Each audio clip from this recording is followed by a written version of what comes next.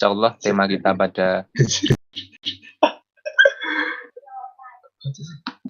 kita pada siang hari ini yaitu ekspedisi ideologi dengan narasumber Muhammad Husin Alfat, Sekretaris Bidang RPK DPPM tahun 2016-2018.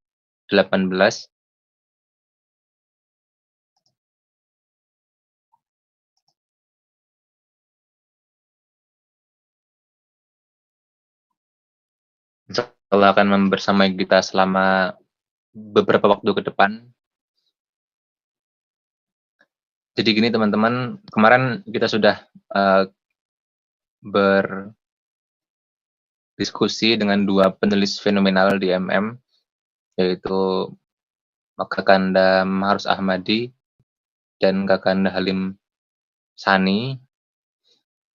Dan insya Allah kita akan kehadiran satu tokoh lagi yang akan mengulas dan juga menyimpulkan sebetulnya apa sih pentingnya kita belajar ideologi IMM, bagaimana peran ideologi, dan seterusnya.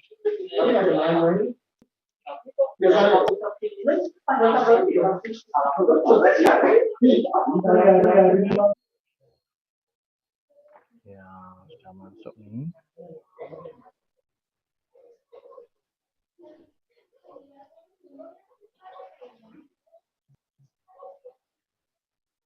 Halo.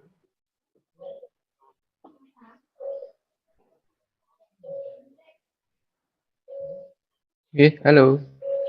Ya, udah nih kita. Oke, siap. Terima kasih, Mas Kakanda Husin, sudah hadir di diskusi kita kali ini. Apa kabarnya, Mas? Sehat? Alhamdulillah, baik. Sorry ya, agak error tadi. Ya, nggak apa-apa, Mas. Ini moderator satunya juga masih error, Mas. Saya sendirian, nggak ada yang nemenin. Ya. Masih sibuk apa, Mas, sekarang? Masih ngajar dari rumah? Ya, ngajar ini saya sudah di kampus ini. Sudah mencoba untuk ke kampus lagi. Oh ya, alhamdulillah sudah ke kampus. Yeah. Mana ya? Ini kalau mau ngasih slide gimana ya? Bisa pakai tombol share screen yang hijau, Mas, di bawah. So, share screen. Oh, saya ini nggak pernah pakai Zoom ya. Generasi milenial tapi.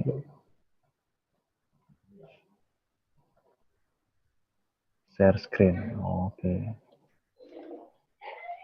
Share screen. Host disable.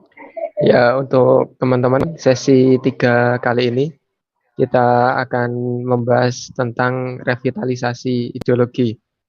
Sesi 1 kemarin kita sudah membedah buku Genealogi Kaum Merah. Sesi 2 kita membedah buku Manifesto Gerakan Intelektual Pervatik bersama pembicaranya, bersama penulisnya masing-masing. Nah, sesi 3 kali ini kita akan mengangkat mungkin bisa dikatakan konklusi atau kesimpulan untuk bagaimana kita bisa merevitalisasi ideologi.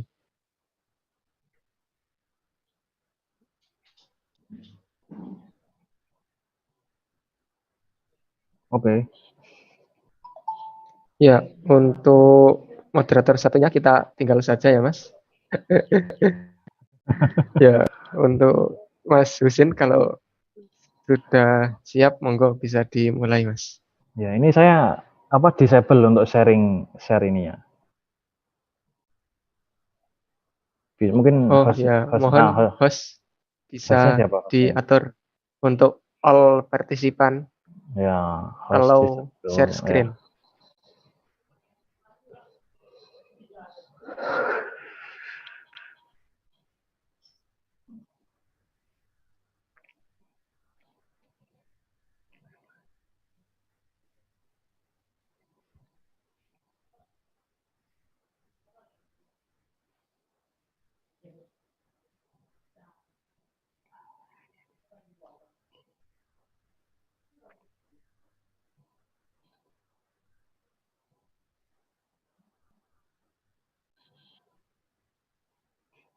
Sudah ya?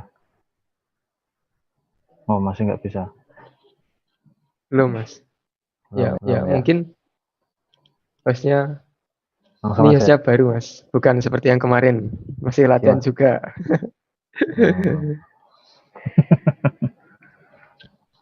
Oh. Mau langsung sekarang apa nunggu ya yang satunya? Monggo Mas, kalau mau sekarang, monggo. Yang satunya masih terganjal sinyal.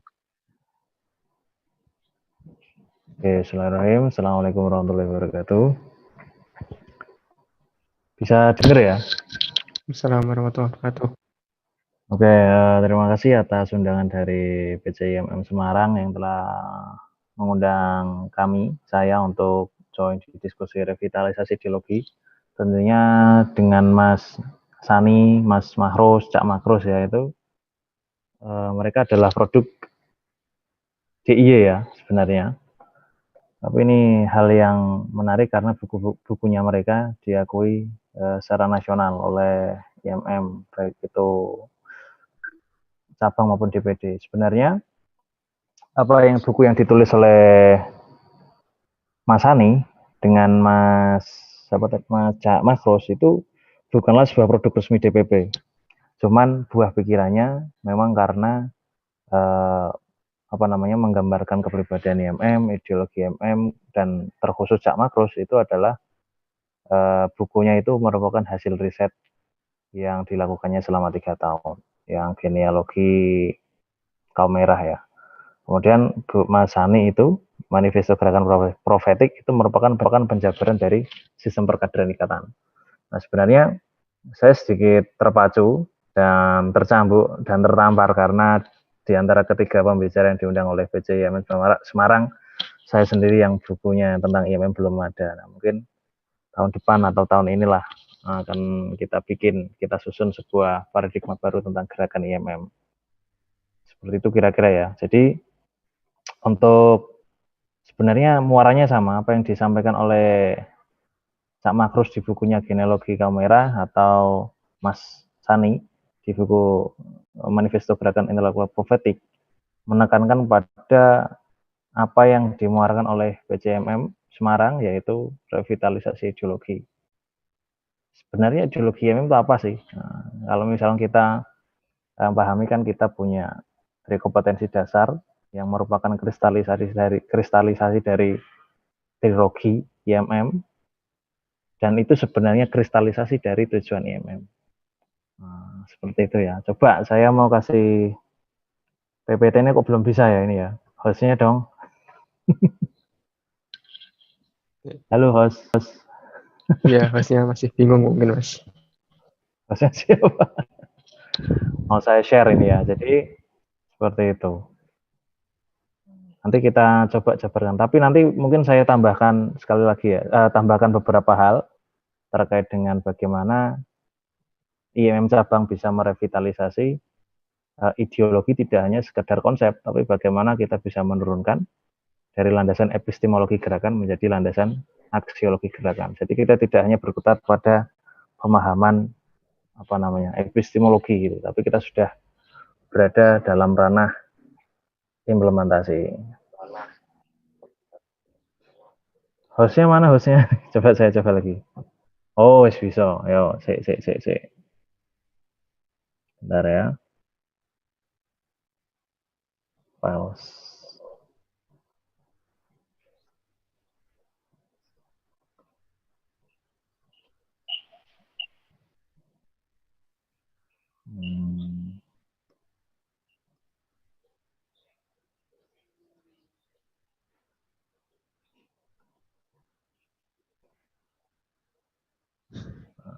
Ini sudah kelihatan ya ini ya? Sudah kelihatan, Mas. Oke, ini langsung saya. Nah, ini judulnya revitalisasi ideologi. Sudah kelihatan kira-kira? Ideologi, salah ketik ya ini, sorry. Oke, jadi ini merupakan sebuah gambaran kenapa kita harus memiliki basic ideologi pergerakan yang jelas ya, tidak hanya sekedar IMM itu gerakan apa sih? Oh, gerakan mahasiswa Islam. Terus bedanya dengan yang lain apa? bedanya dengan PMI apa, bedanya dengan kami, HMI itu seperti apa. Jadi ideologi inilah yang membedakan IMM dengan gerakan yang lain. Gitu ya, bisa didengar ya kira-kira ya. Oke. Halo? Mas, bisa. Oke. Halo. Oke lah, ini dasar pemikirannya Untuk adalah gerakan IMM. layarnya Mas masih Hah? Explorer, masih Windows Explorer. Oh, masih Windows Explorer. Sebentar. Your screen is nggak bisa lihat ya? Oh, resume share. Nah, seperti ini bisa?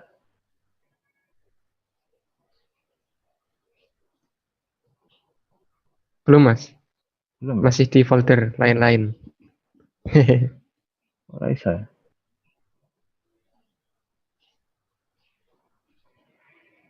Oh, kok pause? Dia tahu ya. Oh, Slide-nya pengaturan screen-nya Mas diatur lagi mungkin atau diulangi. ulangi lagi ya. Resume.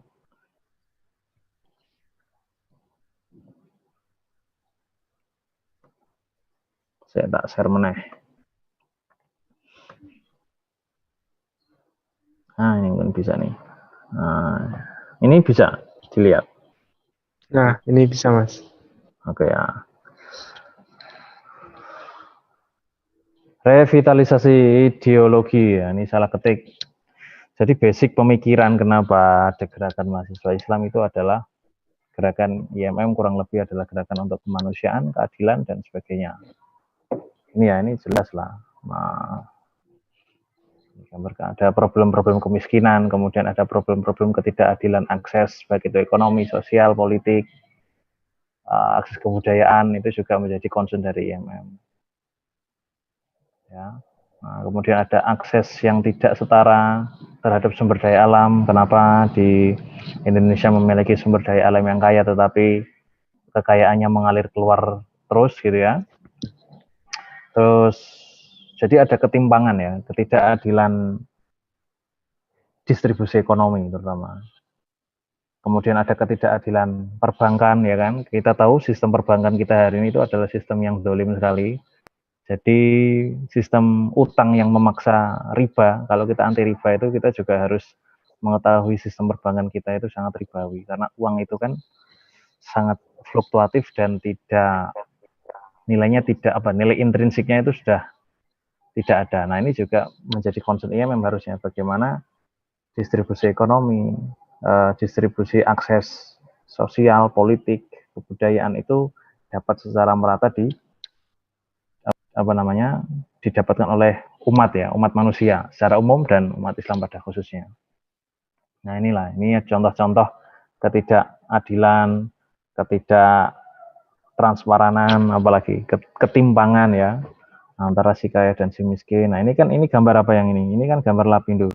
Betapa hanya sekian persen orang kaya di Indonesia bisa mengubek-ubek sumber daya di Indonesia yang menenggelamkan ratusan bahkan ribuan keluarga yang ada di Porong Sidoarjo. Nah ini adalah salah satu ketidakadilan. Nah, inilah yang menjadi basic pemikiran atau basic epistemologi gerakan IMM. Sebelum kita menuju ke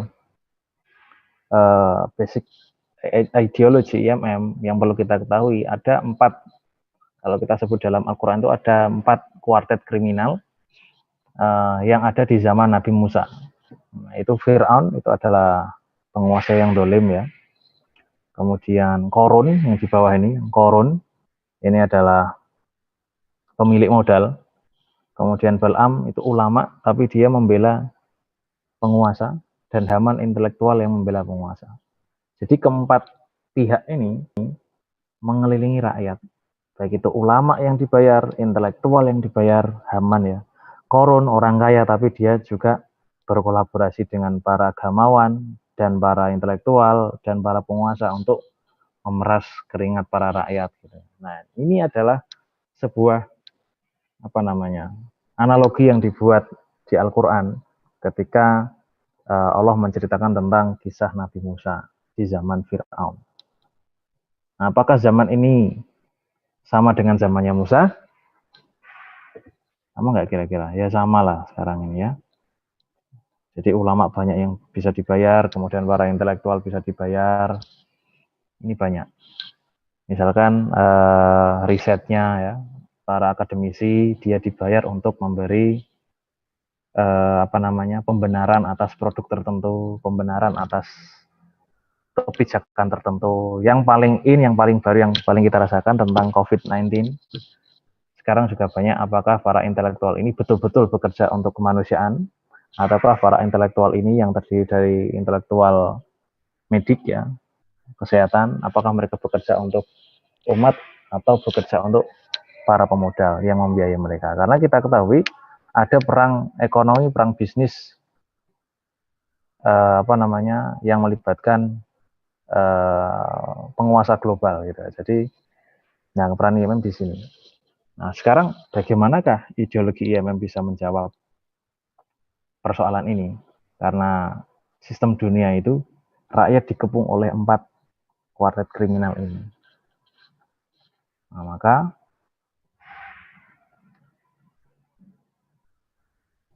maka IMM memiliki sebuah tujuan. Tujuannya ini. Ini nggak usah ya. Nah, ini tujuan IMM. Bisa dibaca ya? Bisa, Mas. Ya, tujuan IMM yaitu mengusahakan terbentuknya akademisi Islam yang berakhlak mulia dalam rangka mencapai tujuan Muhammadiyah. Kalau kita melihat tujuan ini apa adanya, ya enggak terkesan tidak ada apa-apanya. Padahal tujuan ini mengandung 3 kandungan yang harus dilakukan oleh IMM. Yang pertama itu akademisi Islam, saya cetak merah. Kemudian berakhlak mulia, ya, hijau dalam rangka mencapai tujuan Muhammadiyah. Nah, sekarang dari satu kalimat ini muncul 3 variabel yang berbeda, akademisi Islam, akhlak mulia, dan tujuan Muhammadiyah. Nah, kita harus mengerti ini, dan kita harus membuat definisi apa sih sebenarnya akademisi Islam itu, bagaimana sih akademisi Islam yang berakhlak mulia, yang mencapai tujuan Muhammadiyah. Nah, ini yang perlu kita perhatikan bersama-sama. Tujuan ini kita kristalisasi, kita peras menjadi identitas kita. Kita punya 6 penegasan, trilogi, dan trikopotensi. Sebentar, saya ini dulu ya. Tujuan IMM, apabila kita peras, maka kita akan memiliki 3 aspek yang paling penting dalam gerakan mahasiswa. Akademisi Islam, yaitu intelektualisme, berakhlak mulia. Berakhlak mulia itu kira-kira apa dimensinya? Religiusitas, dalam rangka mencapai tujuan Muhammadiyah adalah dimensi humanitas atau sosialisme. Jadi ada 3 dimensi gerakan IMM, yakni gerakan intelektual, gerakan keagamaan, dan gerakan sosial atau gerakan kemanusiaan kalau saya sebutnya. Kira-kira sampai sini ngerti ya. Jadi nanti kita mencoba ini tak kira sudah paham semua lah ini. Oke, kita punya identitas IMM. IMM adalah organisasi kader yang bergerak di bidang keagamaan, kemasyarakatan, kemahasiswaan dalam rangka mencapai tujuan Muhammadiyah. Nah, tujuan Muhammadiyah itu apa sih? Nah, pernah didiskusikan nggak kira-kira? Gitu ya. Nah, sesuai dengan gerakan Muhammadiyah, maka IMM memantapkan gerakan dakwah di tengah-tengah masyarakat, khususnya di kalangan mahasiswa. Setiap anggota IMM harus mampu memadukan kemampuan ilmiah dan akidahnya. Maka wajib bagi kader IMM pintar secara akademisi, kuat secara akidah. Itu wajib hukumnya. Itu ya. Nah, ini ada 6 penegasan. Gerakan mahasiswa Islam yang pertama, yang kedua adalah Muhammadiyah adalah landasan perjuangan IMM. IMM adalah eksponen mahasiswa. Dan 4, IMM adalah organisasi mahasiswa yang sah. 5, ilmu adalah amaliyah dan amal adalah ilmiah. Menegaskan bahwa amal IMM adalah lillahi ta'ala dan senantiasa diabadikan untuk kepentingan masyarakat. Nah, ini 6 penegasan yang harus kita ketahui. Saya nggak tahu apakah identitas-identitas ini dikenalkan dalam DAD atau MASTA. Nah, ini penting ya, untuk mengenalkan ideologi. Kenapa perlu dikenalkan? Karena tugas cabang dan teman-teman adalah bagaimana memformulasikan ideologi ini menjadi tataran praksis ya, menjadi bentuk program praksis. Tidak hanya sekedar gerakan keilmuan membaca, tidak hanya sekedar itu. Tapi bagaimana nanti kita bisa membuat sebuah gerakan yang sesuai dengan kondisi situasi yang dialami oleh bangsa saat ini atau IMM saat ini, dan dalam konteks misalnya Semarang ya, itu seperti apa gitu ya. Nah, ini trilogi IMM, keagamaan, kemahasiswaan, kemasyarakatan, dari kompetensi religius, intelek, humanis. Dari dulu sering yang mendiskusikan atau bertanya, manakah yang lebih penting antara 3 kompetensi ini, religius, intelek, atau humanis. Banyak bilang, religius dulu yang di atas, baru intelek, baru humanis. Jadi kalau saya pribadi tidak ada yang lebih penting. 3 kompetensi itu adalah kompetensi dasar yang wajib dimiliki oleh setiap kader. Kompetensi religius, kompetensi intelektual, kompetensi humanis. Ini kompetensi ya. Beda kalau kita melihat religius, intelek, humanis sebagai sebuah konsep. Kalau konsep mungkin religius bisa di atas. Tapi kalau sebuah kompetensi tidak ada yang lebih tinggi. 3-tiganya harus dimiliki oleh kader IMM. Ya, kalau kita gambarkan menjadi seperti ini. Secara material ya. Jadi ada kompetensi religius, kompetensi intelektual, ada kompetensi humanis. Nah, kader itu ada di tengah-tengah sini. Jadi dia tidak membedakan antara yang religius, manakah yang intelek, manakah yang humanis. Ini menjadi sebuah persoalan yang besar bagi kita karena banyak problem-problem di masyarakat itu diakibatkan karena pemahaman religiusitas yang jelek, ya, karena masyarakat tidak memiliki nalar intelektual yang baik, juga tidak memiliki perasaan humanisme yang cukup. Nah, ini banyak persoalan yang terjadi di dalam masyarakat. Agama. Nah, ini agama, apabila kita tidak memiliki pemahaman yang baik tentang agama, maka agama akan menimbulkan sebuah kekacauan. Ya kan? Maka Nietzsche bilang agama adalah candi, itu benar. Kalau agama itu tidak dipahami secara benar, tidak secara betul-betul ya.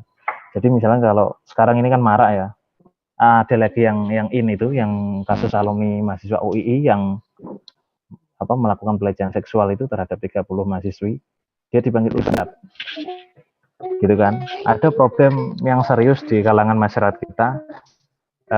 Kita memberikan sematan ustadz, ustadzah pada mereka yang nampaknya religius, tampilannya islami, dan mereka menjadi influencer. Ya udah kita sebut mereka ustadzah. Padahal rekam jejaknya kita nggak tahu apakah mereka pernah mengenyam pendidikan agama atau tidak. Itu hal yang menjadi persoalan bagi kita ya. Intelektual jelas ya, ini wajib dimiliki oleh para kader IMM. Bagaimana para kader bisa mendayagunakan potensi intelektual untuk menyelesaikan masalah. Humanisme juga apalagi gitu kan. Nah, intinya ini adalah kompetensi garis besarnya. Ini adalah landasan epistemologi IMM. Ya, ini epistemologinya kita di sini. Nah, sekarang pertanyaannya adalah bagaimana kita membreakdown konsep religius, konsep intelektual, dan konsep humanisme ini ke dalam tataran praksis. Ini yang menjadi masalah kita. Ini yang perlu direvitalisasi oleh teman-teman. Ya, tidak hanya sekedar memperteguh. Kalau kita diskusikan ideologi itu kan sebuah keyakinan hidup ya. Jadi ini ideologi organisasi, ideologi jamaahnya seperti ini. Aspek religiusitas, intelektualitas, dan humanitas. Jadi anak IMM tidak boleh beragama secara membabi buta. Ya, intinya kalau tidak mengetahui ilmunya tidak boleh dilaksanakan. Kan seperti itu. Kira-kira begitu. Nah, secara filosofis baru ada tingkatan ya. Kalau secara material kompetensi ini saling berkaitan, tapi secara filosofis landasan gerakan IMM diinspirasi dari ajaran agama, yakni ajarannya Ahmad Dahlan, yakni surat Al-Ma'un ya. Di situ adalah bagaimana kita diminta untuk membebaskan orang-orang yang tidak mendapatkan akses yang fair, yang adil, baik itu secara sosial, politik, ekonomi, pendidikan, dan lain sebagainya. Itu adalah landasan ontologinya kita adalah religiositas. Kemudian epistemologi kita adalah intelektualitas. Paham kira-kira ya? Nah, intelektualitas ini mensyaratkan kader untuk mengetahui keilmuan-keilmuan yang ada di dunia, juga metode-metode penelitian untuk menyelesaikan persoalan. Endingnya, humanisme atau humanitas itu menjadi sebuah agenda besar bagi IMM. Kira-kira gini ya, ini secara filosofis seperti ini. Religiositas itu adalah akarnya, intelektualitas itu adalah alatnya, epistemologi alatnya. Kemudian humanisme, humanitasnya itu merupakan sebuah tujuan gerakan. Jadi secara filosofis seperti ini. Mudah-mudahan paham ya. Kalau nggak paham ya, silakan ditanyakan nanti. Nah, ini profil kader, ini bisa Anda baca di sistem perkaderan ikatan. Saya bacakan sedikit lah. Profil, artinya kader IMM harus memiliki deskripsi seperti ini. Bahwa kader IMM harus memiliki keyakinan dan sikap keagamaan yang tinggi agar keberadaan di ikatan di masa yang akan datang mampu memberi warna masyarakat yang mulai meninggalkan agama. Profil ya. Yang kedua, memiliki wawasan dan kecakapan memimpin. Tidak hanya kecakapan memimpin, tapi wawasan juga. Jangan omong doang tapi nggak ada ilmunya. Ya. Karena keberadaan kader ikatan merupakan potensi kepemimpinan umat. Ketiga, memiliki kecendekiawanan. Mengingat spesialisasi dan profesionalisasi mempersempit ruang gerak. Paham nggak maksudnya? Cendekiawanan itu artinya cerdik. Dia tidak hanya paham di bidang ilmunya sendiri, tapi bisa melihat konteks di luar dirinya. Ya, paham nggak kira-kira? Dia bisa memahami geopolitik, geospasial, posisi dia di dunia itu seperti apa, posisi ilmunya dia itu, misalkan kedokteran ya, posisi ilmu kedokteran di dunia itu seperti apa, posisi keilmuan pendidikan itu di dunia seperti apa. Itu kecendekiawanan. Apakah ilmu yang kita pelajari selama ini itu penuh dengan kritik atau tanpa kritik? Nah, cendekiawan itu seperti itu, tidak secara taken for granted bahwa ilmu yang saya pelajari itu benar, 100% benar. Jadi dia punya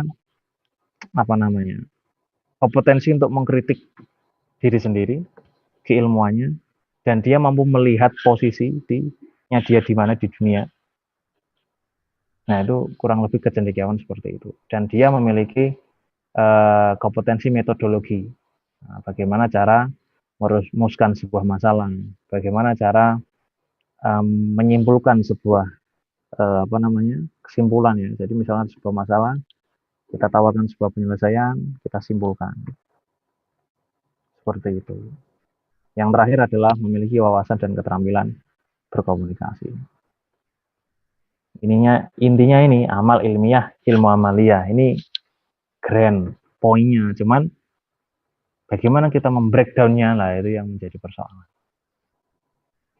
Nah, ini saya tambahi sebuah pertanyaan. How to break down the ideology?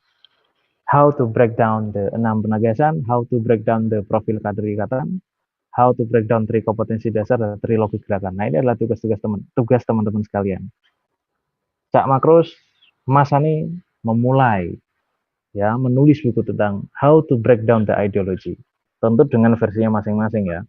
Jadi yang disampaikan Cak Makrus, disampaikan Mas Ani, itu merupakan sebuah buah pikir yang sangat monumental, tetapi teman-teman juga jangan lantas serta-merta hanya berpatokan pada dua buku tersebut. Teman-teman sekalian memiliki potensi untuk membuat sebuah gagasan baru tentang how to break down the ideology. Nah, saya pun punya kesempatan. Saya juga ingin menulis buku tentang IMF mungkin ya nanti ya. Nah ini ya, ini PR kita bersama. How to break down the ideology. Nah, ini yang perlu kita pikirkan. Gerakan IMM itu seperti apa sih? Nah, ini how to break down tadi ya. Ada gerakan pengembangan ilmu pengetahuan, kita kembangkan. Sekarang yang lagi ini adalah COVID-19. Nah, bagaimana IMM bisa berperan seperti ini? Ibu Siti Fadila Supari, mantan Menteri Kesehatan, itu juga berperan dalam pengembangan virus, kemudian cara menangkal virus, ya, MERS, SARS tahun 2004 itu kan beliau juga berperan penting lah. Bagaimana kita bisa berperan di wilayah-wilayah keilmuan seperti itu. Kemudian gerakan kemanusiaan, gerakan ekonomi, gerakan sosial politik, gerakan keagamaan, gerakan kebangsaan, banyak sekali yang perlu kita breakdown, ya. Banyak. Termasuk gerakan ekonomi ya, yang ini sekarang lagi rame. Sekarang ini kan lagi hancur-hancuran ya, currency atau mata uang dunia, baik itu US dollar maupun yuan. Nah, sekarang rupiah itu gimana ini posisinya? Ada yang beberapa pakar mengusulkan bahwa kita sebaiknya kembali menggunakan emas dan perak sebagai alat tukar yang jelas-jelas memiliki nilai intrinsik dan stabil dibanding dengan mata uang yang tidak memiliki layer. Layer itu apa ya? Cadangan emas gitu ya. Teman-teman mungkin nanti bisa lihat di internet atau di YouTube. Zaman dulu itu rupiah, sekian rupiah itu bisa ditukarkan sekian gram emas. Itu zamannya Soekarno. Tapi para pemimpin global nggak suka, makanya Soekarno diturunkan. Sehingga rupiah seperti ini sekarang, $1 berapa? 17.000 ya. Nah ini adalah sebuah hal-hal yang ada di dunia dan kita sebagai kader harus memahami peran dan fungsinya. Fungsinya mahasiswa sebagai apa? Fungsinya sebagai intelektual apa? Fungsinya sebagai agamawan apa? Sebagai peneliti ya, sebagai cendekiawan, sebagai pemimpin itu kita harus bersikap seperti apa? Termasuk dalam menghadapi COVID-19 ini peran IMM seperti apa? Apakah kita hanya menerima apa adanya yang taken for granted, ataukah kita bisa memunculkan nilai-nilai kritisisme di sini? Nah, kemudian dari wabah COVID-19 ini kan sebenarnya memunculkan sebuah perubahan-perubahan sosial baru, termasuk kehidupan keluarga, kehidupan bekerja, belajar, ekonomi, sampai politik itu juga berubah. Nah, bagaimana ini kita bisa mewarnai kehidupan ini? Nah, ini adalah gerakan yang perlu di breakdown IMM dari landasan ideologi yang sudah kita bahas. Ada trilogi, ada trikompetensi dasar, ada 6 penegasan. Nah, ini yang menjadi sebuah PR bagi kita. Kemarin saya komunikasi oleh Avan, intinya teman-teman mau merevitalisasi ideologi. Nah, revitalisasinya itu bagaimana teman-teman mencoba untuk memulai membreakdown ideologi ini dalam bentuk gerakan. Apakah gerakan literasi, apakah gerakan keulamaan, atau yang bagaimana? Itu kan termasuk ini. Selama ini Jumatan itu ya, kita nggak boleh Jumatan. Itu kalau orang hukum gak untuk Jumatan itu lah, ini ya, fungsi keulamaan IMM-nya dan intelektualnya ada. Jadi ada kompetensi ilmiah dikombinasikan dengan kompetensi agama sehingga memunculkan sebuah solusi konkret bagi masyarakat. Karena nggak mudah untuk meminta masyarakat yang semula gemar beribadah di masjid, kemudian berjamaah, sholat Jumat, kemudian tarawih, untuk meninggalkan dalam waktu yang singkat. Nggak boleh sholat, itu susah, apalagi ini dimensinya keyakinan. Bisa diteriaki kafir kita nanti kalau misalkan kita nggak bisa mengkomunikasikan sebuah pembaharuan ini kepada masyarakat. Itu ya, saya kira itu ya. Mungkin nanti bisa dilanjut diskusi. Ini ada sebuah renungan dari saya, ada sebuah renungan catatan selama ini dari tahun 2008 sampai 2018, 10 tahun saya di IMM, merenungi tentang gerakan IMM. Nah, ini bisa dibaca ya. Barangkali kita yang salah menafsirkan bahwa cita-cita gerakan kita adalah mewujudkan akademisi, bukan intelektual. Hal yang menjadi pekerjaan rumah bagi kaum intelektual merah adalah kita mafhum akan wacana-wacana sosial dan politik, namun kita tidak paham bagaimana membumikan ilmu-ilmu tersebut untuk diimplementasikan. Generasi masa depan yang diperlukan adalah yang bukan hanya mereka yang mengerti tentang politik dan strategi, namun masa depan juga membutuhkan orang-orang yang paham akan ahli ilmu-ilmu saintifik. Kita lupa bahwa banyak konspirasi global dalam dunia kesehatan, ekonomi, pendidikan, sosial, dan politik. Kekuatan global tidak menghendaki ada sebuah kekuatan yang menandingi mereka. Karena itulah mereka adakan kampanye tentang bahaya tembakau dan ganja yang ternyata memiliki anti kanker yang lebih dahsyat dari sebuah alat kemoterapi. Ini saya sadari barisan awal pergerakan orang-orang yang butuh bangunan eksistensi. Ideologi ikatan memaksa kita harus memiliki dimensi ketuhanan, kemanusiaan, dan keilmuan. Tidak bisa kita pisahkan dimensi satu dengan yang lainnya, karena mereka berikat. Membicarakan ideologi tidak cukup sampai tataran diskusi, perlu peneguhan sikap dan implementasi pasca kampus dan ikatan. Gerakan intelektual merupakan kompor pergerakan dalam mewujudkan cita-cita gerakan. IMM memiliki cita-cita luhur yang amat berat untuk mengawalnya. Perkuat kompetensi jaringan, keilmuan, dan riset untuk mewujudkan keadilan sosial bagi seluruh umat. Oke, saya kira itu untuk diskusinya. Mungkin bisa dilanjut dengan diskusi. Monggo,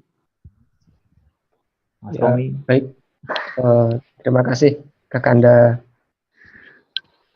Husin Al-Fatah yang sudah menyampaikan materi revitalisasi ideologi. Di beberapa poin tadi adalah bagaimana kita bisa membreakdown, dan revitalisasi ideologi merupakan tugas untuk implementasinya ke bawah, ke kader itu seperti apa.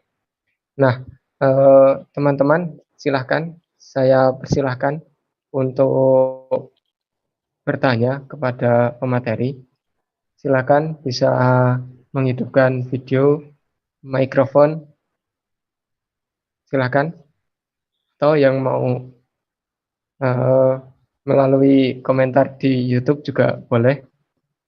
Nanti Ini bisa juga, disampaikan, bisa kami bacakan. Iya, Mas. Silakan teman-teman.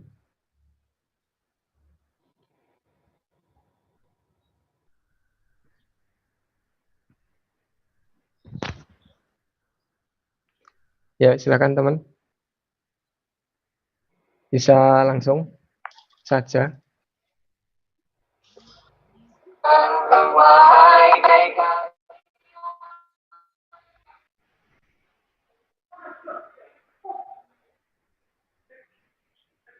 Ada yang menyalakan mic tadi? Silakan. Ya, silakan.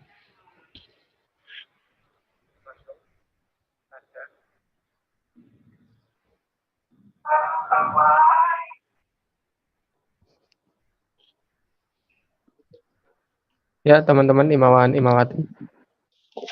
Bebas ini, tidak ada. Ya, silakan. Silakan.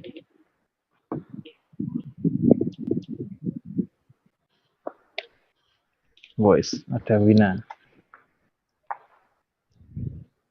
Ya, saya Silakan Imawan.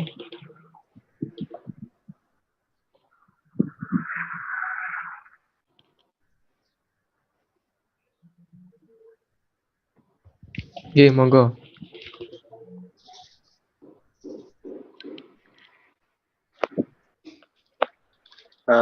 Ini terkait ideologi. Itu kadang kita banyak mempelajari, banyak mengetahui, juga kadang bergerak secara tidak sadar gitu. Oh ternyata kita jalan seperti ideologi di IMM.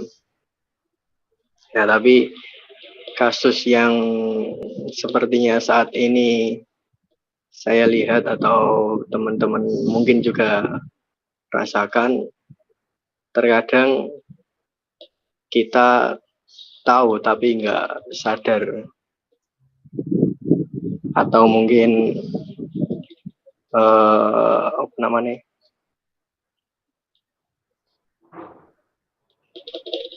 nggak tahu tapi sadar. Nah, kayak semisal tahu atau banyak baca buku tentang IMM tapi perilakunya masih belum belum mencontohkan apa yang dibacanya, atau mungkin sebaliknya belum baca buku-buku tentang IMM tapi perilakunya sangat IMM sekali.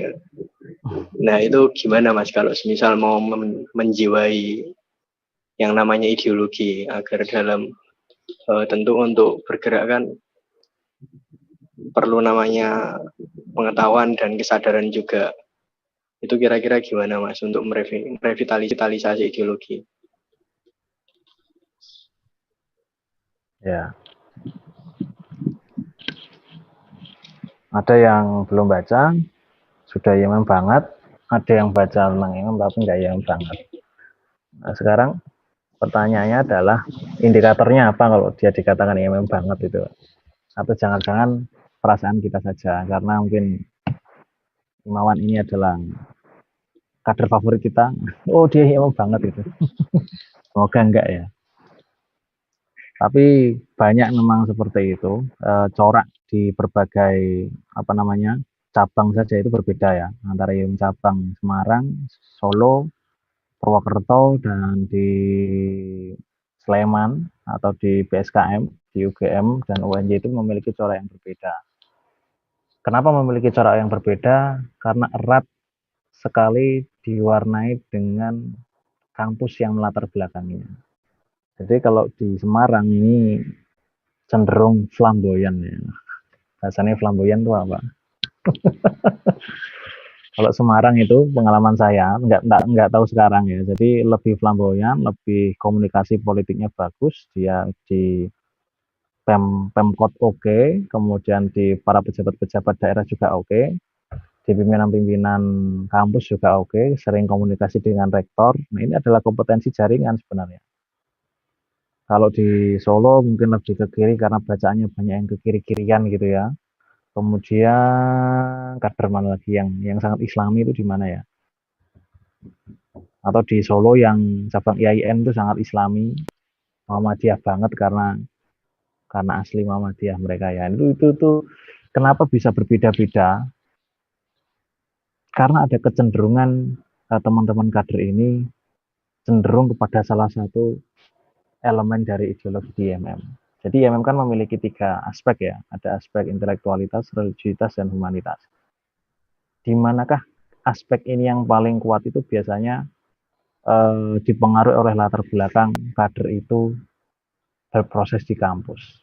UNES misalkan itu lebih, ini pengalaman saya, kuat di bidang humanismenya ya, mungkin karena dia sering bersosialisasi hubungan orang ke orang itu lebih sering. Kalau di anak IAIN, Wali Songo, mungkin lebih ke intelektual agama, anak-anak Undip lebih ke risetnya. Nah ini kan memiliki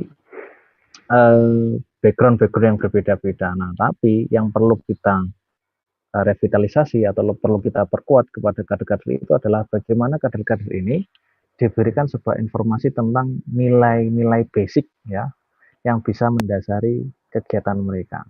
Sebagai seorang pengurus cabang, pimpinan cabang atau instruktur, kita tidak boleh mendakwa bahwa oh kader ini enggak IMM, oh kader ini enggak Islami. Nah, barangkali di ke ketidaksolehannya mereka itulah ekspresi humanismenya, itulah ekspresi agamanya dia seperti itu. Karena kita nggak tahu karena latar belakang yang berbeda akan menghasilkan sebuah kesimpulan yang berbeda. Itu Mas Abror. Belum menjawab, sepertinya belum menjawab ya. Silakan dibantah. Kira-kira seperti itu. Kalau mau revitalisasi ideologi ya dari awal, dari Masta, dari DAD perlu kita kenalkan apa itu trikompetensi dasar, apa itu trilogi IMM, ya, apa itu profil kader ikatan, 6 penegasan dan sebagainya perlu kita kenalkan.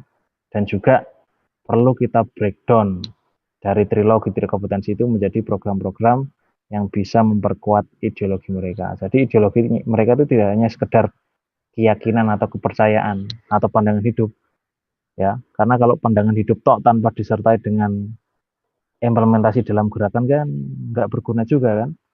Jadi misalnya kita punya keyakinan akan keadilan, gimana cara kita merespon misalkan ketidakadilan akses pendidikan di kampus misalkan. Akses, kalau ini konteksnya cabang berarti ketidakadilan akses ekonomi di masyarakat proletar di Semarang misalkan. Adanya masyarakat yang digusur tidak mendapatkan ganti rugi yang layak. Nah, bagaimana concern IMM dalam menghadapi isu ini? Nah, itu apabila kita memiliki ideologi humanisme tentang keadilan. Itu salah satu contohnya seperti itu. Jadi kalau revitalisasi sekedar mbok cekoi ideologimu ya itu bukan revitalisasi, dogmatisasi namanya. Ya, kalau di IMM itu nggak ada yang namanya dogmatisme, makanya kebanyakan kader IMM itu susah diajak demo ya. Ayo demo, susah karena apa? Modelnya di kita nggak dogmatisme. Saya kira itu Mas Abror ya. Jadi kalau saya diminta bagaimana cara merevitalisasi dengan konteks IMM cabang Semarang sekarang, tentunya lebih paham sampean daripada saya. Tapi salah satunya tadi, bagaimana cara merevitalisasi atau menguatkan kembali elemen-elemen ideologi ini dalam gerakan, yaitu tadi memperkuat masing-masing aspek ideologi dengan kegiatan-kegiatan atau program yang meningkatkan kapasitas atau meningkatkan kompetensi kader ya, terutama dalam menguasai 3 kompetensi dasar ini.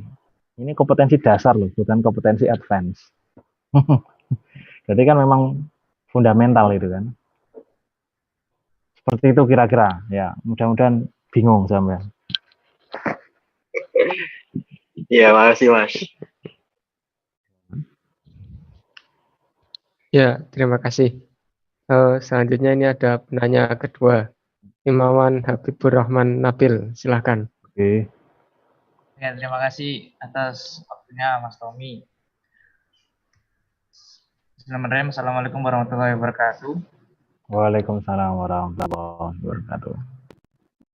Ini mungkin berkaitan dengan tadi apa yang disampaikan oleh Mas Husin tentang implementasi kita tentang ideologi. Kan tadi sudah dijelaskan tentang macam-macam ideologi dan lain sebagainya, tentang kompetensi juga, kompetensi. Nah, untuk membreakdownnya sekarang kan kita mungkin ada yang sudah membaca bahwa COVID ini membuat kita mengubah keadaan kita menjadi the new normal. Apalagi sistem perkaderan kita juga terhambat, adanya DHD yang ditunda dan sebagainya. Ada alternatif apa yang bisa dijadikan acuan IMM ke depannya seperti apa? Mungkin ketika COVID ini masih lama terjadi, dengan mengubah kondisi ataupun kebiasaan yang dulunya masih dibawa oleh IMM, dan bagaimana untuk solusi lebih lanjutnya untuk ke depannya. Seperti itu Mas Husin. Terima kasih. Oh ya, terima kasih Mas. Siapa ini? Bista. Oh, Habibur Rahman. Habibur Rahman Nabil. Oke, terima kasih. Jadi yang bisa kita lakukan, kita beradaptasi ya dengan kondisi sekarang. Apa yang kita adaptasi sekarang? Ya, serba online kan, work from home, study from home, kemudian apalagi berjarak, kemudian ada physical distancing, apalagi. Nah, kita juga harus berdamai dengan hal ini. Berdamai bukan arti menyerah lah, maksudnya beradaptasi. Gitu. Misalkan DAD yang semula misalkan kita modelnya workshop gitu ya selama 3 hari, mungkin bisa menjadi webinar gitu kan selama 3 hari gitu kan.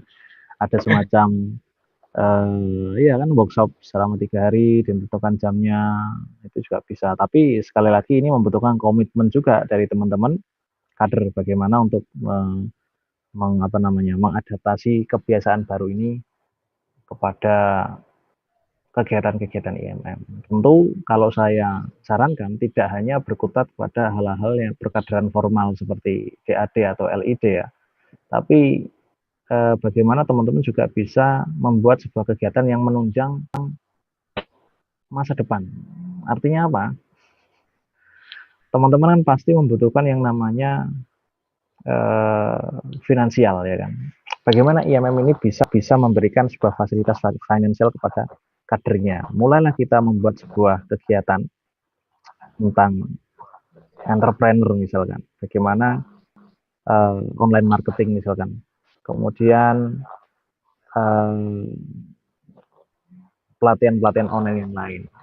Bagaimana cara meningkatkan engagement orang-orang terhadap IMM. Nah, itu juga perlu teman-teman pikirkan. Kalau misalnya saya ditanya teknisnya gimana loh, sampai yang lebih paham. Intinya bagaimana kita bisa mendamaikan ini dengan apa yang sudah kita lakukan.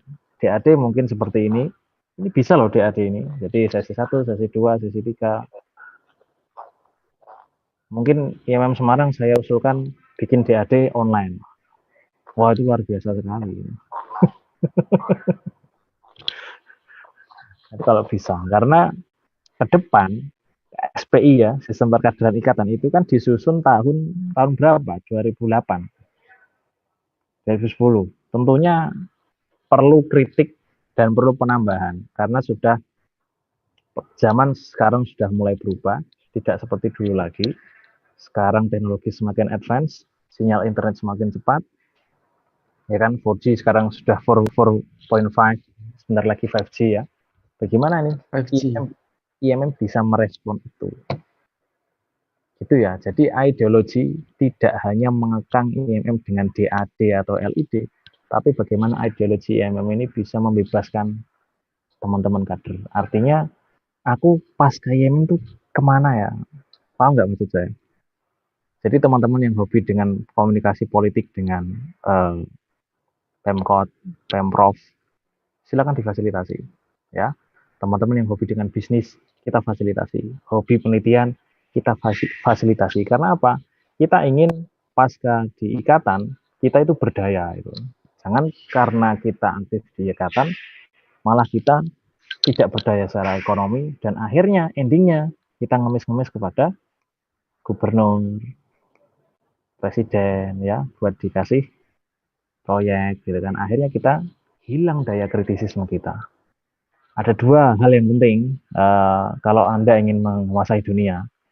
Pertama, intelektual, yang kedua kapital. Kalau nggak punya dua ini nggak akan bisa. Kenapa Gus Dur lengser? Karena Gus Dur tidak memiliki kekuatan kapital yang besar. Kenapa Amin Rais yang lengser dulu ya nggak jadi presiden? Karena kapitalnya juga nggak besar.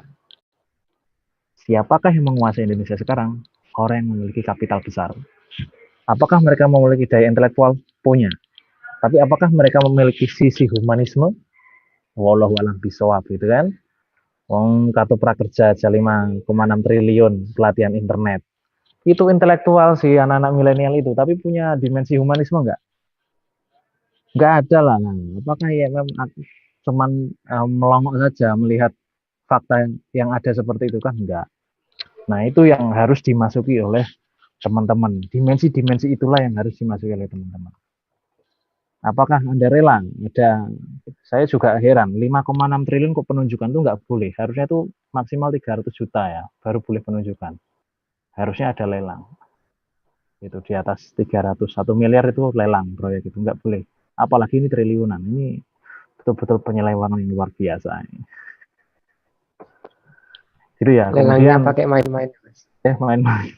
Nah, teman-teman juga saya harap tidak hanya sekedar memahami buku riset, tapi juga kompetensi jaringannya diperkuat. Bagaimana Anda berjejaring dengan tokoh politik, berjejaring dengan pemimpin-pemimpin ya, gubernur, wali kota dan sebagainya. Untuk apa? Karena disitulah nanti teman-teman bisa berperan. Teman-teman bisa melakukan, sudah Mas ya? Ada intermezzo. Teman-teman bisa melakukan fungsi pengabdian, penelitian, ya kan? Kemudian pengembangan ilmu pengetahuan. Itu kalau kamu nggak punya duit, nggak akan bisa. Maka itu tadi, selain ideologi tadi, ada dua hal yang perlu teman-teman perhatikan. Yang pertama adalah intelektual dengan segala pernak-perniknya, ya, tidak hanya membaca, tapi bagaimana teman-teman menguasai metodologi penelitian. Nah, mulai sekarang pelajari metodologi kualitatif, kuantitatif, gitu ya. Statistik itu perlu Anda pelajari. Sehingga Anda tidak kaget ketika ada data COVID-19 berapa puluh ribu di Indonesia, itu betulan atau karangan itu kamu akan bisa tahu. Ya. Karena satu variabel, dua variabel dirubah, itu kesimpulan datanya itu juga akan berubah. Gitu ya. Nah, itu kok jadi kemana-mana ya Habibur Rahman ini. Apa? Lebih luas bahasanya. Jadi seperti itu. Ya, jadi seperti itu ya. Seperti itu ya. Kalau revitalisasi cuma sekedar kamu harus intelek, kamu harus humanis, kamu harus religius, itu dogmatis itu. Tapi kan what should we do? Apa yang harus kita lakukan dengan intelektualisme kita? Apa yang harus kita lakukan dengan religiusitas kita? Gitu loh. Gitu. Jadi anak IMM nggak usah kaget kalau Imawati nggak ada yang nggak jilbaban, itu wajar-wajar aja. Karena apa? Intelek, ya. Barangkali belum mendapatkan hidayah. Itu kan contoh itu. Itu contoh. Misalkan ada orang, kayak kok sholatnya keri-keri toh, sholatnya nggak awal waktu ya. Jangan dicap kafir, jangan dicap munafik ya.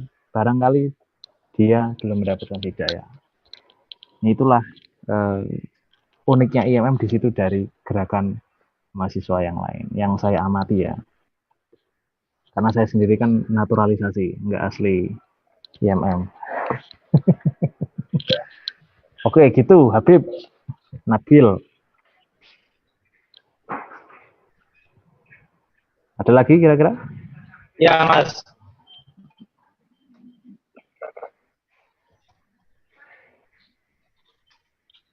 Oke. Ya, mungkin teman-teman yang lain, saya silakan kalau ada yang mau bertanya.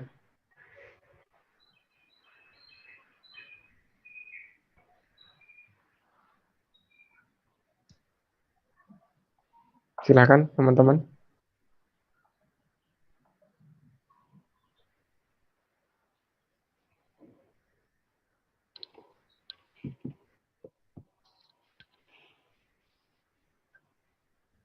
Silakan, monggo. Bebas saja.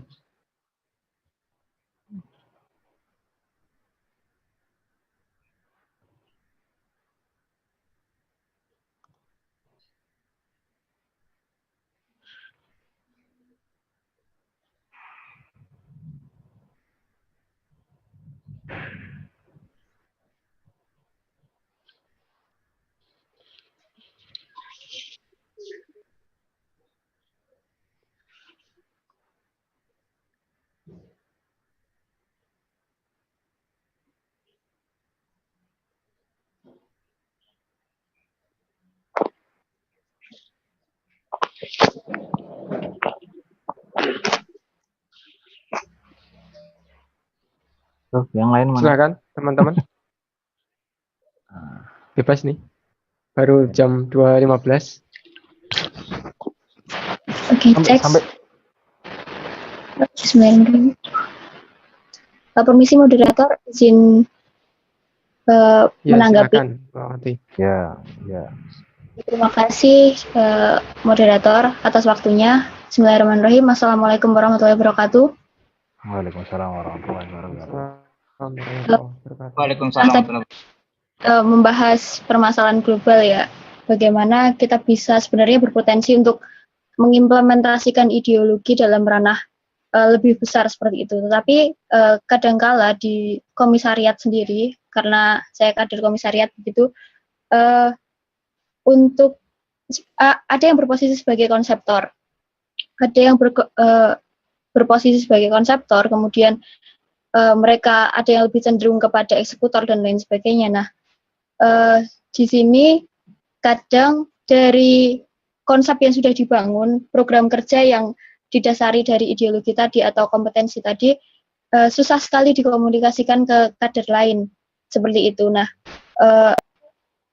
mereka mungkin tidak paham dengan gaya-gaya baru dan lain sebagainya, tapi komunikasi itu yang terhambat di komisariat, sehingga ketika kita melaksanakan program kerja, ya kita melaksanakan program kerja aja, tapi enggak menjiwai kenapa kita harus melaksanakan itu dan apa kaitannya dengan 3 kompetensi itu secara luas begitu. Nah, itu kira-kira gimana? Apakah mungkin dari teman-teman komisariat lain juga mengalami hal yang sama, atau memang itu permasalahan di setiap organisasi? Saya juga kurang tahu, tapi itu yang saya rasakan. Jadi ketika kita melaksanakan program kerja itu, poin-poin tadi, kompetensi tadi tidak sampai. Pada akhirnya kita jadi malas untuk membaca dan lain sebagainya, karena ya sudahlah, harus ngerjain program kerja, ya program kerja aja kayak gitu. Pasti ada kebaikan, tapi kita nggak sampai mengakar kayak gitu. Terima kasih. Ya. Ya, baik, Mas, bisa langsung dijawab. Langsung ya. Ya, jadi problem seperti itu sejak zaman nenek moyang kita ada ya. Sejak zaman Nabi Muhammad itu ada yang miskomunikasi. Ya, zaman sahabat itu ada yang nggak paham, itu juga ada. Terus zaman sahabat itu kan ada orang yang nggak suka. Kamu kok sholatnya jelek toh, sama Nabi nggak sopan. Nah, itu kan ada. Itu ada. Jadi teman-teman nggak usah khawatir. Kenapa sih ada beberapa kader yang komunikasinya jelek, kemudian dia tidak bisa mengikuti program yang mengakar, sehingga mengakar gitu ya.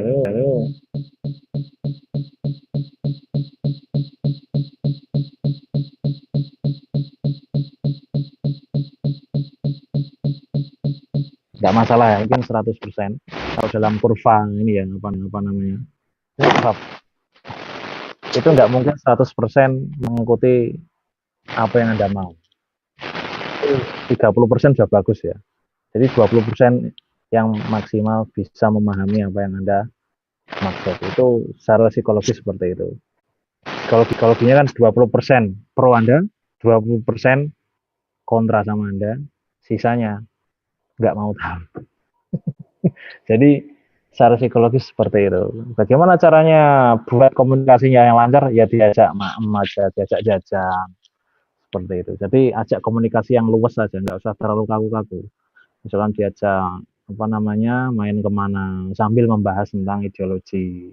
Tentunya nggak secara ya memang ideologi ini jangan seperti itu ya. Kalau dulu zaman saya itu saya ngajaki main PS sama adik-adik kader. Nah, itu bagaimana kita menularkan ideologi IMM. Pertama kita harus memperkuat engagement, hubungan antar kader itu harus diperkuat. Jadi hubungan sosialnya itu yang perlu diperkuat. Masalah konsep yang kamu utarakan itu mereka akan paham ketika engagement ini akan terbangun dengan baik. Ya, saya punya engagement yang bagus sama ketua. Zaman saya waktu saya jadi kader ada ketua Mas Iqbal itu. Kapan-kapan silakan diundang, Mas Iqbal, ketua Hamka ya. Saya dari Hamka ya. Itu dia sekarang dosen di UPY Jogja. Karena engagement kita kuat, itu dia melemparkan sebuah statement, nah, saya langsung respon. Nah, itu karena engagementnya kuat. Nah, bagaimana engagementnya kuat? Engagementnya ini kuat, ya tentu dipupuk dengan cara-cara yang teman-teman lebih paham ya. Yang cewek mungkin lebih paham. Ayo kita belanja bareng yuk. Ayo kita ke salon bareng yuk misalkan. Ayo kita treatment wajah bareng yuk misalkan. Atau kita yuk beli baju patungan yuk. Nah, itu kan bisa membuat engagement teman-teman menguat. Apabila engagement yang kuat, kalau mau Anda arahkan ke sana kemari itu mereka akan mengikuti saja ya. Jadi nggak usah khawatir misalnya nggak semua bisa ikut, nggak masalah, nggak usah khawatir ya. Nabi Muhammad aja dakwah aja nggak bisa semua orang mengikuti beliau kan, masih ada yang kafir ya kan. Apalagi kita yang orang biasa, Nabi aja kayak gitu, apalagi kita seorang yang biasa saja yang penuh dengan dosa. Gitu Mbak Amelia Buana Dewi Islami. Terima kasih. Berarti memang tetap harus dikomunikasikan dulu ya. Komunikasikan aja. Yang enjoy aja. Kalau perlu kamu, misalkan dia ada kader nggak pernah ikut pengajian ada snacknya. Itu snacknya diambil, kunjungi ke kosnya, kasih ini ada snack sisa tadi pengajian ya. Kamu kasih 2, 3, 4, 5 kali kan, wah aku nggak tahu makan tuh dikai snack terus ya. Akhirnya pertemuan ke-6 dia berangkat. Itu kan politik berkomunikasi sebenarnya. Cara menggait calon pasangan hidup juga seperti itu kan, perlu politik berkomunikasi kan.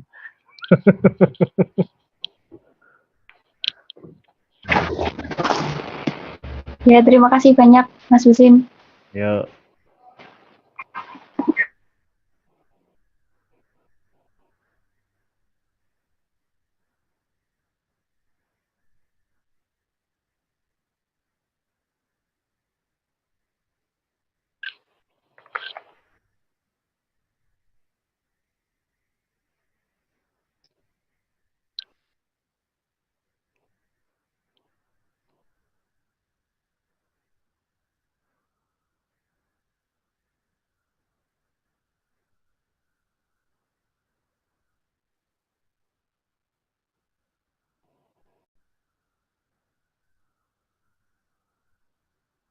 Yuk, ada lagi, silakan.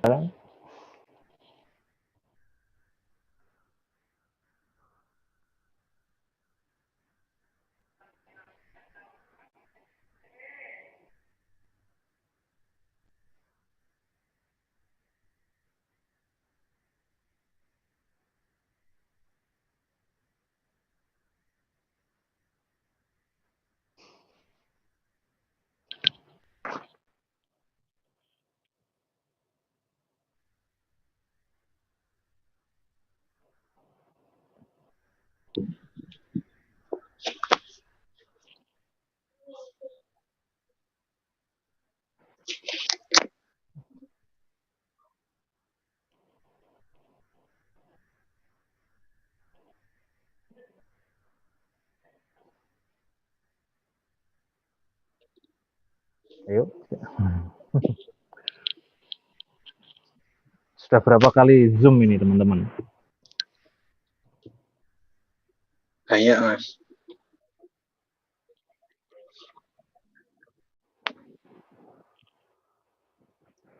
Ya,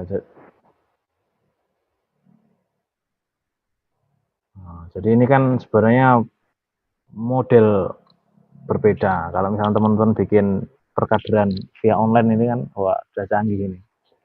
Misalkan ada DAD lewat online itu kan enak. Jadi ya teman-teman nggak perlu menyediakan snack ya kan, nggak perlu buat surat peminjaman tempat ya toh.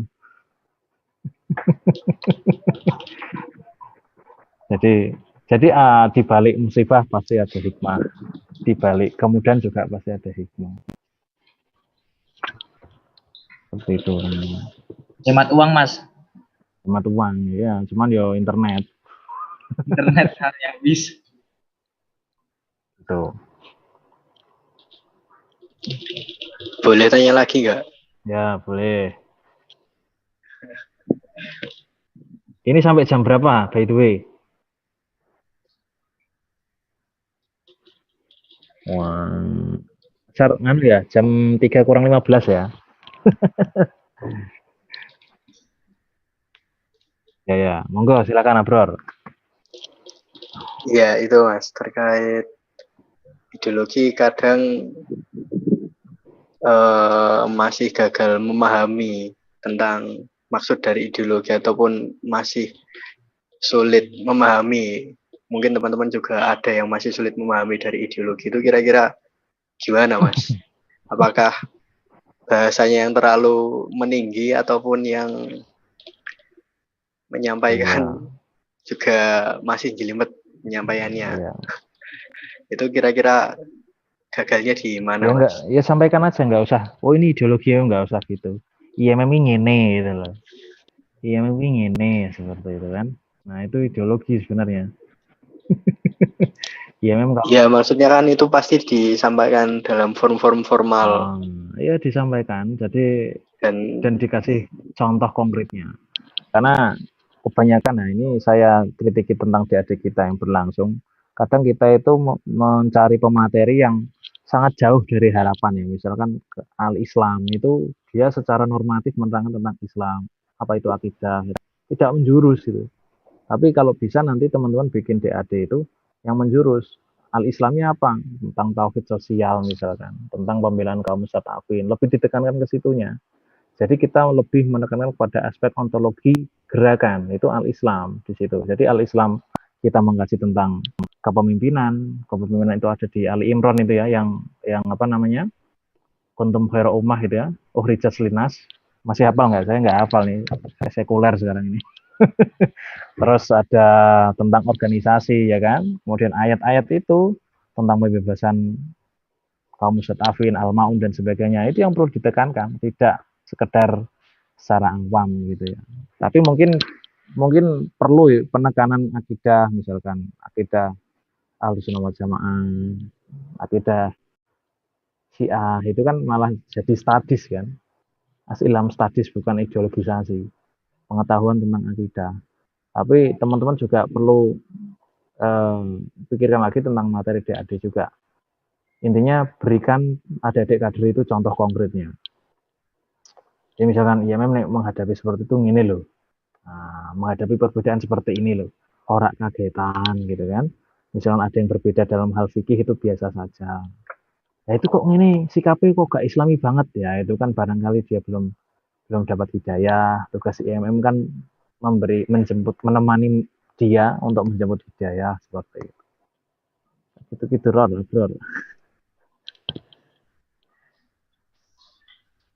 Siap Mas. Pusing nggak kira-kira? Pusing ya. Intinya kalau yang saya tekankan ya di IMM itu adalah gerakan ilmu. Nah, yang penting itu. Yang terkenal di IMM di UNES dulu itu di cabang Semarang adalah IMM sebagai gerakan ilmu.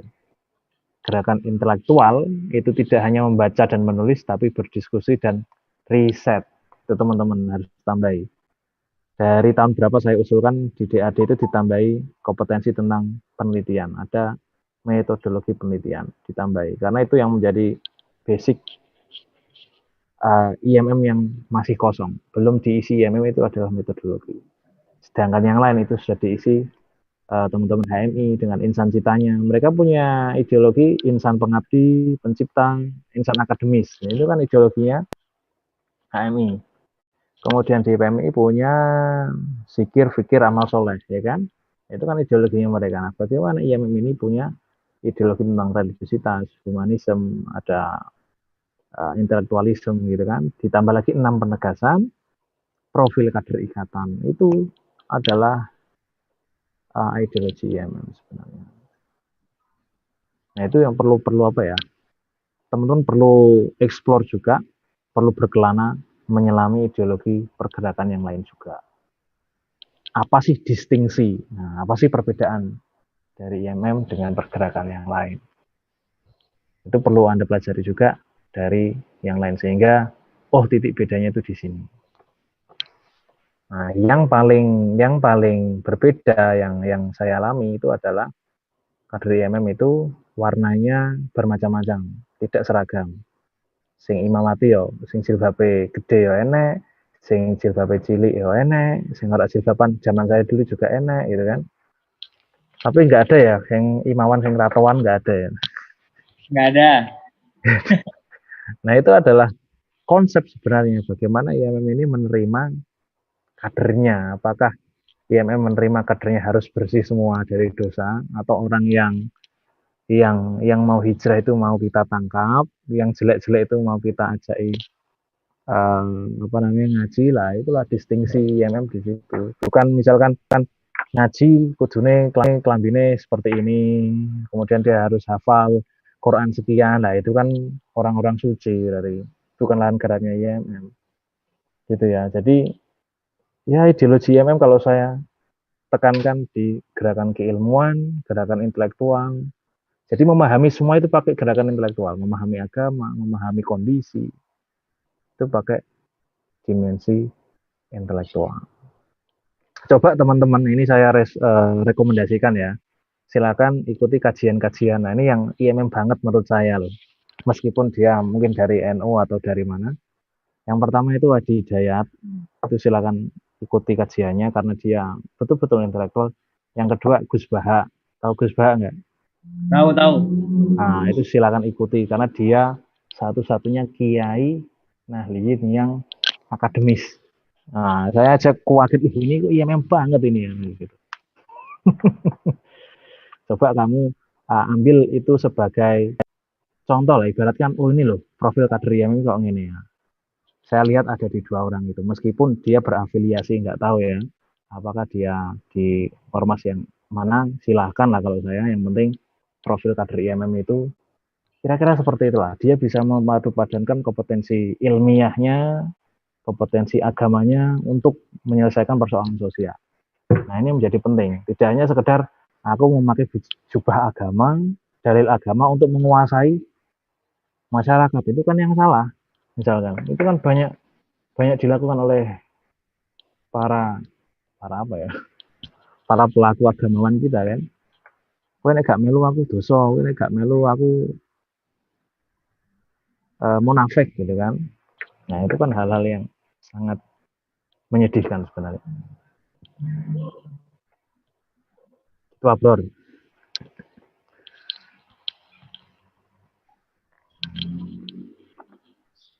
Ya, siap, makasih Mas.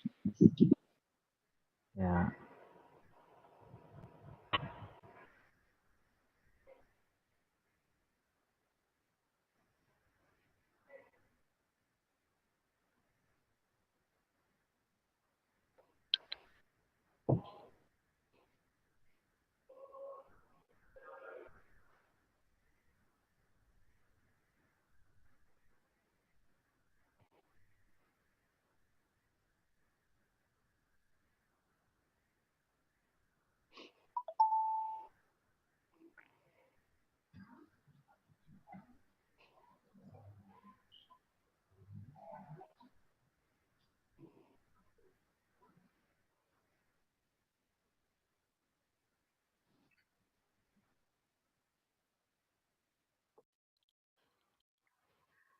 Mau tanya lagi, silakan yang sudah tanya.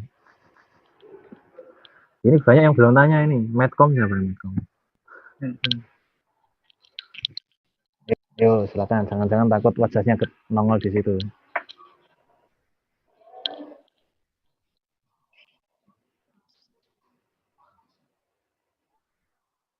Ya.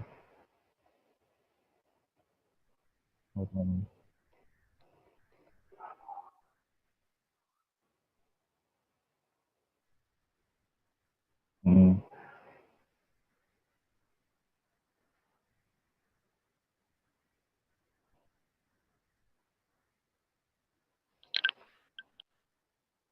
Ya.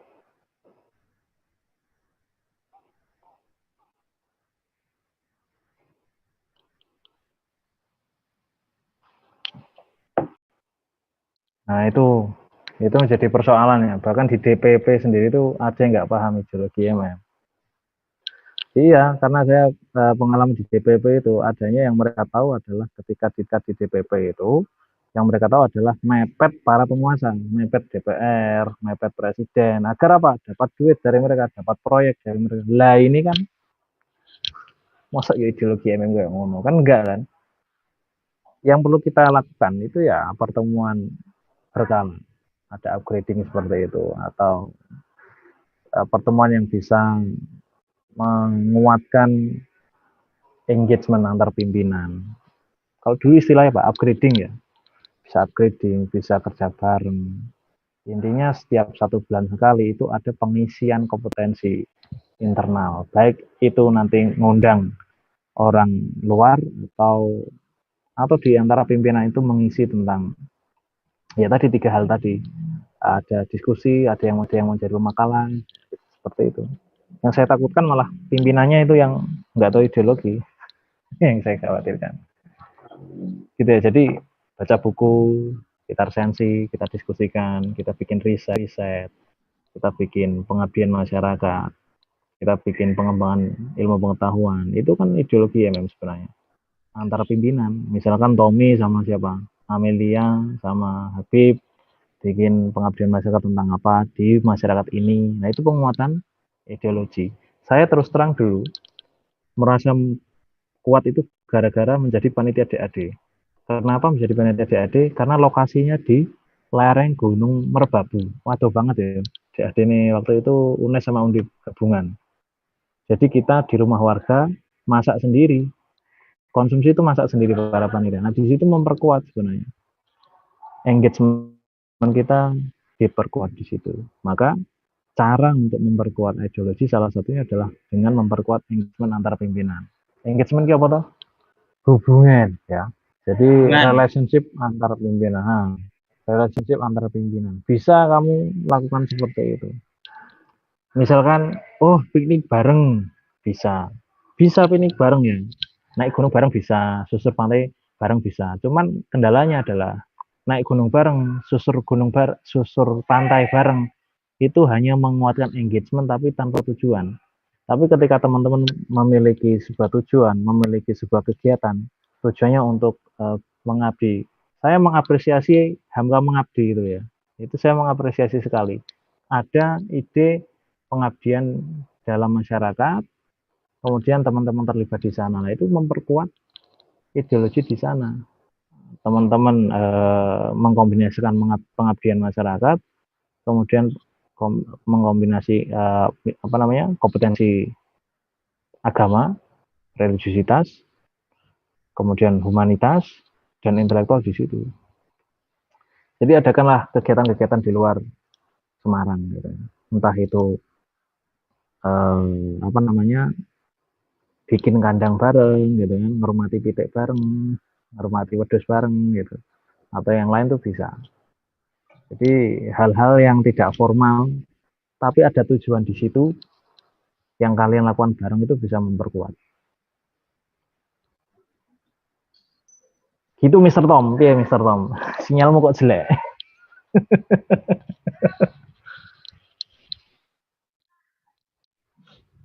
Ya.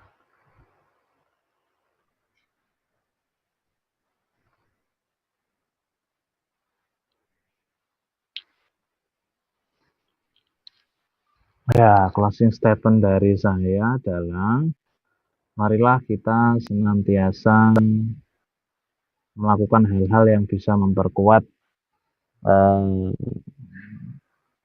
penegasan kita sebagai kader IMM. Jangan hanya sekedar aktif di pimpinan, tapi juga kita senantiasa memperkuat kompetensi kita, kompetensi intelektual, religius, humanisme kita.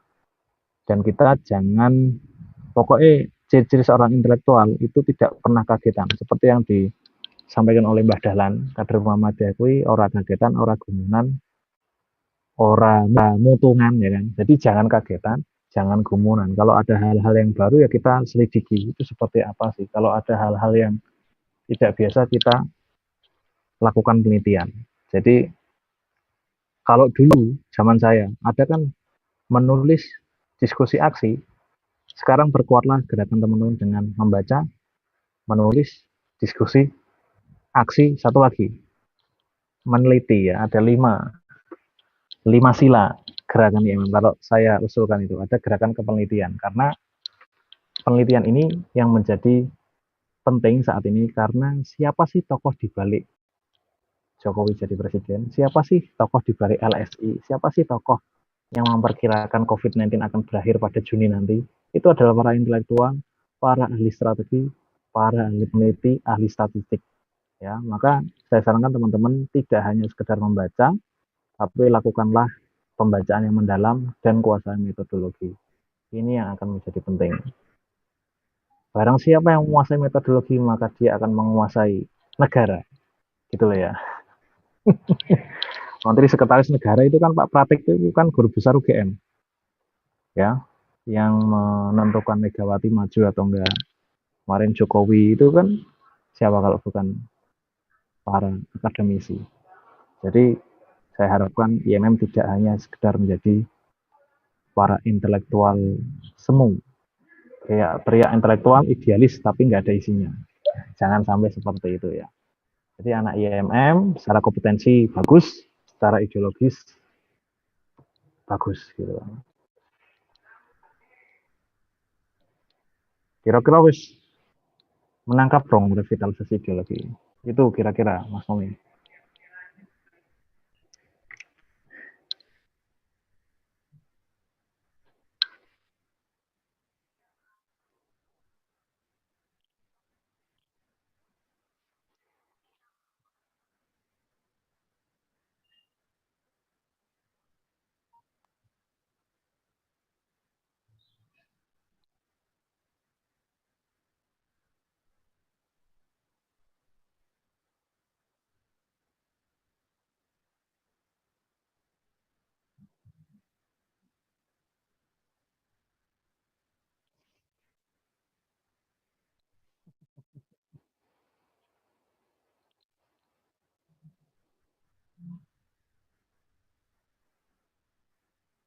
Ya.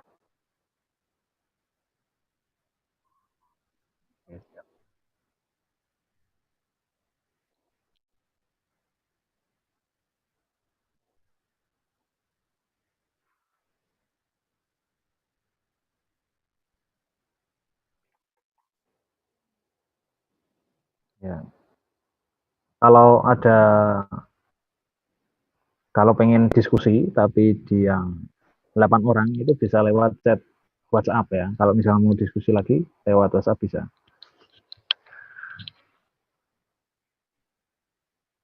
Ya, 8 orang ya. Ya,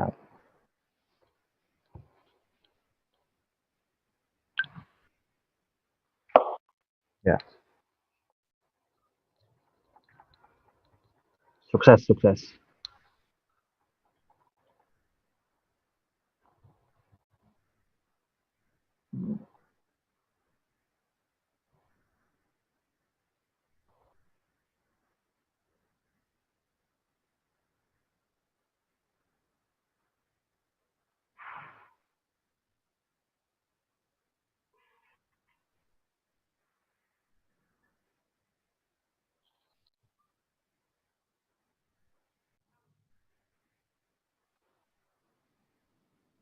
Oke.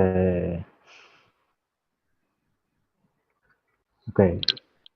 Ya, saya tanya. Oke, thank you. Meninggalkan rumah B.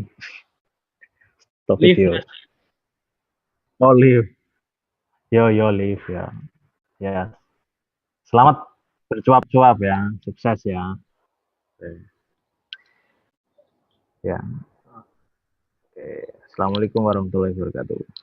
Waalaikumsalam warahmatullahi wabarakatuh.